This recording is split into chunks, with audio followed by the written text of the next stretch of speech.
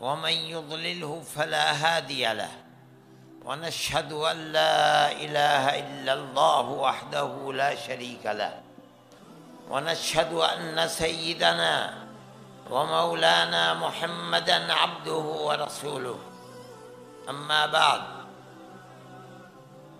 بنگال کے صدر مولانا مفتی دبیر صاحب، جمعیت علماء کلکتہ کے صدر مولانا اختر صاحب اور جمعیت علماء بنگال کے جنرل سیکریٹری قاری شمس الدین صاحب، جمعیت علماء کے تمام بنگال کے ورکرز اور اس عظیم الشان جلسے میں شریک ہونے والے بنگال کے دور دور سے آئے ہوئے مہمان اور اسٹیج پر بنگال کے بڑے مشہور مسلمان اور ہندو بھائی، میں مبارکباد دیتا ہوں کہ آج اس میدان کے اندر ایک عظیم الشان جلسہ ملک کے موجودہ حالات کے سلسلے میں آپ نے بلایا۔ جمعیت علماء ہند ایک ایسی جماعت ہے کہ جس کو 100 سال ہو گئے۔ سن 1919 میں اس کی بنیاد پڑی تھی اور آج 2020 کا پہلا مہینہ ہے۔ جمعیت علماء ہند کی جب بنیاد پڑی تھی اس کا دستور موجود ہے۔ اس کے دستور میں لکھا ہے کہ جمعیت علماء کا ادیش، مقصد اور غرض ہندوستان کے بسنے والے جتنی کمیونٹیاں ہیں، ہندو، مسلمان، سکھ، عیسائی اور دوسری کمیونٹیوں کے درمیان میں قربت اور محبت کو پیدا کرنا۔ جمعیت علماء ہند 100 سال سے اسی راستے پر کام کر رہی ہے۔ ہم نے کبھی بھی ہندو، مسلم یا کسی دوسری کمیونٹی کے درمیان میں تفریق اور نفرت کو پیدا کرنے کا کام نہیں کیا۔ ملک کی آزادی سے پہلے مسلم لیگ نے ملک کے بٹوارے کے لیے ہندو اور مسلمان میں دوری کو پیدا کی۔ جمعیت علماء ہند کے ہمارے بزرگ پہاڑ کی طرح کھڑے ہو گئے، ان کی ٹوپیوں کو اچھالا گیا، ان کی پگڑیوں کو پیر سے روندا گیا، لیکن انہوں نے کبھی بھی نفرت کی سیاست کو قبول نہیں کیا، ملک کی تقسیم کی مخالفت کی۔ ملک تقسیم ہو گیا، یہ اوپر والے کا قدرت کا کرشمہ تھا، لیکن ہم ملک کی تقسیم کو ملک کے لیے ہانی کارک سمجھتے تھے، ہم نے اس کی مخالفت کی۔ ملک کے بعد ملک کے اندر ایک طبقہ پیدا ہوا۔ میں آپ کو بتاتا ہوں کہ جیسے جیسے ملک کی آزادی قریب آتی تھی، جمعیت علماء ہند گاندھی جی سے، موتی لال نہرو سے، جواہر لال نہرو سے بار بار یہ عہد لیتی چلتی تھی کہ جب ملک آزاد ہوگا تو ملک کا دستور سیکولر دستور ہوگا۔ کانگریس کی ورکنگ کمیٹیوں کی تجویزیں موجود ہیں، ریزولیشن موجود ہیں، وہ برابر ہم کو لکھتے تھے کہ ہم وعدہ کرتے ہیں کہ ملک کا دستور سیکولر دستور ہوگا، کنتو جب ملک آزاد ہوا اور تقسیم ہو گیا تو ملک سے ایک طاقت اٹھی جس نے یہ کہا کہ مسلمانوں نے اپنا حق پاکستان لے لیا، اب ہمارے ملک کا دستور سیکولر دستور نہیں بلکہ ملک ہندو راشٹر ہوگا۔ جمعیت علماء ہند وہ تنہا جماعت تھی جو گاندھی جی کو، جواہر لال نہرو کو پکڑ کر بیٹھ گئی۔ ہم نے کہا ہم سے جو وعدہ کیا تھا، آپ کے ریزولیشن ہمارے پاس موجود ہیں، آپ نے ہم سے وعدہ کیا تھا کہ ملک کا دستور آزادی کے بعد سیکولر دستور ہوگا، اس وعدے کو پورا کرو۔ اگر ملک کی تقسیم پر دستخط کیے ہیں تم نے کیے ہیں، مجرم تم ہو، ہم نے ملک کی تقسیم کو قبول نہیں کیا۔ شریف لوگ تھے جو وعدے کیے تھے اس کے سامنے جھکے اور ملک کا دستور سیکولر دستور بنا۔ لیکن ہمیں اس کا افسوس ہے کہ ملک کے اندر ایک طاقت بڑھتی رہی جو اس ملک کے سیکولر دستور کو آگ لگا کر ملک کے اندر ہندو راشٹر بنا کر ایک ایسا دستور لانا چاہتی تھی جس سے ملک کا تانا بانا بکھر جائے، اقلیت اور اکثریت الگ ہو جائے۔ افسوس کی بات ہے کہ اس ملک کی طاقت کو آہستہ آہستہ آہستہ آہستہ طاقت ملتی رہی، شکتی ملتی رہی، یہاں تک کہ بی جے پی کی حکومت آ گئی۔ سب سے پہلی چیز آسام ہے جس کے اندر این آر سی کو لاگو کیا گیا، ہم نے اس کی مخالفت کی۔ 48 لاکھ عورتیں جن کے اندر 28 لاکھ مسلمان عورتیں تھیں اور 25 لاکھ ہندو عورتیں تھیں، ہم نے ان کے مقدمے کو سپریم کورٹ میں لڑا، اس لیے کہ جمعیت علماء کے سامنے ہندو مسلم کوئی چیز نہیں ہے، ان کے اوپر تلوار لٹک رہی تھی۔ ہم گئے سپریم کورٹ میں، ہم نے سپریم کورٹ کے بڑے سے بڑے وکیل کو، ہمیں ایک ایک تاریخ پر ایک ایک وکیل کو 15 لاکھ روپیہ دینا پڑتا تھا۔ ہم نے مقدمہ لڑا، ہمیں یہ خطرہ تھا کہ اگر ہم مقدمے میں ناکام ہو گئے تو ان 48 لاکھ عورتوں کا اور ان کے بچوں کا جو کروڑوں ہو جائیں گے ان کا ملک کے اندر بنے گا کیا۔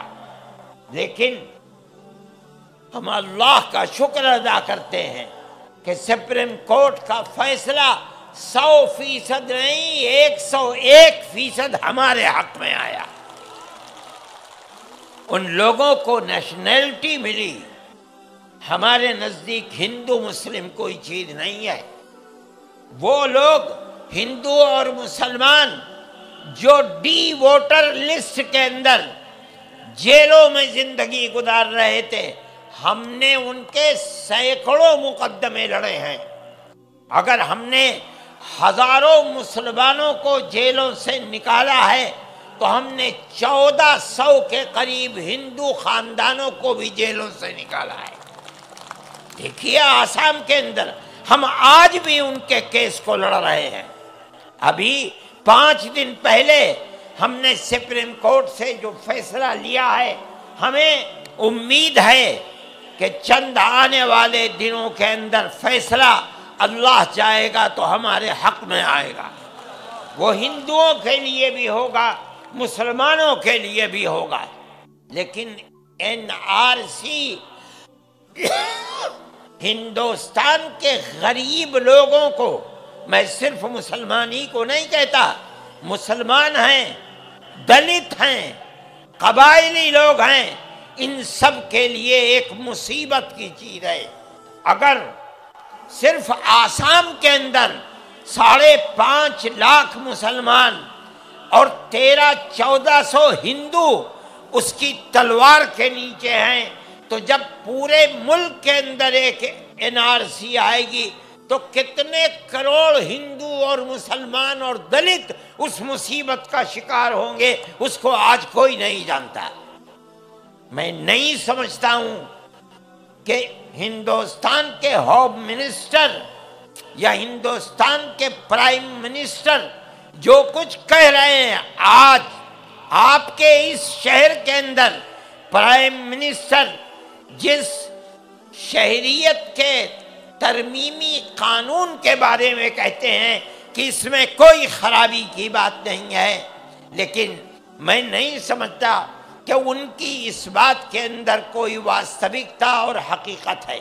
جب یہ قانون بن گیا اور اس قانون کے مطابق عمل ہوگا تو آپ دیکھیے گا کہ مسلمان کو اس کے اندر نقصان پہنچے گا۔ مسئلہ ہندو مسلمان کا نہیں ہے، مسئلہ تو ہندوستان کے دستور کا مسئلہ ہے۔ یہ دستور اگر سیکولر دستور ہے تو مذہب کی بنیاد پر کسی کو اس سے نہیں نکالا جا سکتا۔